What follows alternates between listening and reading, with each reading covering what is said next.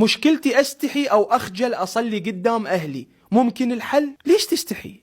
ها؟ بالعكس راح يفتخرون بيك. لكي أني أفهم شعورك، أنت مو تستحي، أنت خايف من ردة فعلهم، أو تقول هذولا يقولون إيش عجب ده يصلي. هاي بس بالبداية، مرة مرتين راح يتعودون عليك. أنا أريدك تصلي بنصهم، لأن أنت أساسا ما تسوي شيء غلط. صدقني من راح تصلي وأهلك يشوفوك، خصوصا أمك وأبوك، راح يقومون يحترموك. خوب إذا كنت صغير والتزمت بالصلاة، أخوك الأكبر منك اللي ما يصلي، ما أوصف لك قلة الاحترام اللي راح يواجهها شنو. لكي راح تصير مميز بين إخوانك. فكر، استحي شنو؟ الصلاة واجب عليك، رب العالمين يستاهل وقف بنص الدنيا كلها واسجد له. ايه ابد لا تستحي تسوي شغلة زينة. يمكن البعض بيكم اخوانه ما يصلون فيخجل يصلي قدامهم، المفروض هم يخجلون من نفسهم، من يشوفوك ما يستحون. مسلمين وما يصلون، فشلة بنيش كبرها طالبة بالجامعة وما تصلي، لو ولد شاب وما يصلي. ولك ايش عندك غير الله سبحانه وتعالى؟ إلهي وربي من لي غيرك. الله دعاءكم ميل اقروه. منو إلك انت غير الله سبحانه وتعالى واهل البيت عليهم الصلاة والسلام؟ ايش عندك انت بالدنيا اصلا؟